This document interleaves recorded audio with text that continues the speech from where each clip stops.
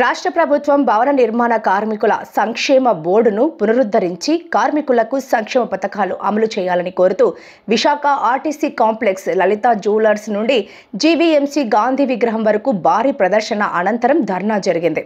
ఈ ధర్నాలో ముఖ్య అతిథిగా సిఐటియు రాష్ట్ర కార్యదర్శి ఆర్కేఎస్వి కుమార్ హాజరై మాట్లాడారు. రాష్ట్రంలో సుమారు 30 లక్షల మంది భవన నిర్మాణ రంగంపై ఆధారపడి జీవిస్తున్నారన్నారు.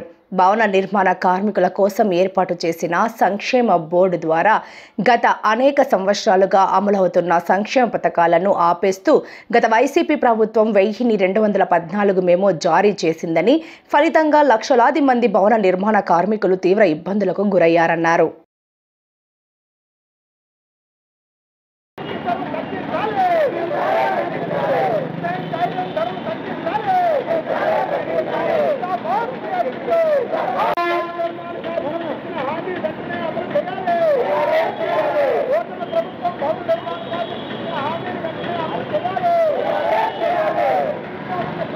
P Anasuya building workers union CITU జిల్లా అధ్యక్షురాలని. గత ప్రభుత్వం జగన్ ప్రభుత్వం 12-14 మెమోని తీసుకొచ్చి భవన నిర్మాణ కార్మికులు ఏదైతే సంక్షేమ బోర్డు ఉందో ఆ బోర్డుని ఎత్తివేయడం జరిగింది. ఈరోజు కూటమి ప్రభుత్వం అధికారంలోకి వచ్చిన వెంటనే భవన నిర్మాణ కార్మికుల ఏదైతే ఇది ఉందో మెమో ఉందో 12-14 మెమోని రద్దు చేస్తాం, క్లైములు ఇస్తాము అనే ఊరు వాడా తిరిగి చెప్పడం జరిగింది. అయినా గెలిచిన వెంటనే కార్మిక శాఖ మంత్రి మన విశాఖపట్నంలోనే కాదు అన్ని జిల్లాల్లో కూడాను కార్మిక నాయకులని, కార్మిక సంఘాల నాయకులని, లేబర్ అధికారులని పిలిచి మీటింగ్ పెట్టి ఈ రోజు మీరు 163 సీట్లు వచ్చాయంటే భవన నిర్మాణ కార్మికుల వాళ్ళని చెప్పడం జరిగింది. మేము ఏదైతే మీ బోర్డు ఉందో మీ బోర్డు మేము తెరిపిస్తామని చెప్పడం జరిగింది. కానీ ఈ రోజు 10 నెలలు అవుతున్నా సరే ఇప్పటి వరకు బోర్డు ఓపెన్ చేయలేదు. మేము రాష్ట్ర వ్యాప్తంగా ఈ ఆందోళన కార్యక్రమం అనేది చేయడం జరుగుతుంది. అయ్యా మీ ప్రభుత్వ పథకాలు వద్దు, మా బోర్డు ఏదైతే ఉందో మా బోర్డులో ఏవైతే సంక్షేమ పథకాలు ఉన్నాయో ఆ పథకాలు మాకు అమలు చేయు.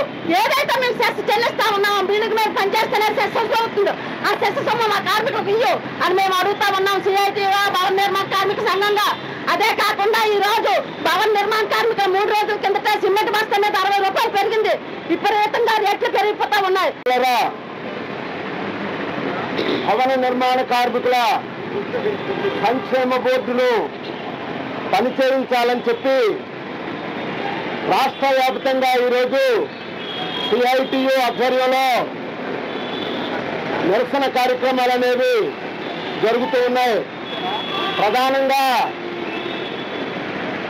కూటమి ప్రభుత్వం అధికారంలోకి రాకముందు జగన్ ప్రభుత్వం ఆపేసినటువంటి సంక్షేమ బోర్డుని మేము పునరుద్ధరిస్తామని చెప్పేసి హామీ ఇచ్చి అధికారంలోకి వచ్చారు. ఏరు దాటిన తర్వాత తెప్ప తగలేసినటువంటి చందంగా సంవత్సరం అయినా భవన నిర్మాణ కార్మికుల సంక్షేమ బోర్డును పునరుద్ధరించలేదు. భవన నిర్మాణ కార్మికులు క్లెయిములు పెండింగ్ లో ఉన్నాయి. భవన నిర్మాణ కార్మికుడు కూతురు డెలివరీ అయితే 20,000 ఇచ్చేవారు, కూతురికి పెళ్లి అయితే 20,000 ఇచ్చేవారు, సాధు మరణం పొందితే 80,000 ఇచ్చేవారు, ప్రమాద మరణం పొందితే 5,20,000 ఇచ్చేవారు. ఇవన్నీ కూడా పెండింగ్ లో ఉన్నాయి. ఒకటే చెప్తున్నాం, అయ్యా ఈ రాష్ట్రంలో భవన నిర్మాణ కార్మికులు 30 లక్షల మంది ఉన్నారు. దాదాపుగా 1 కోటి మంది కుటుంబాలు ఈ సమస్య మీద ఆందోళన చెందుతా ఉన్నారు. మీరు ఇసుక ధర తగ్గించామని పైకి చెబుతున్నారు, కింద భవన నిర్మాణ కార్మికులకు ఎవరికి పనులు లేవు.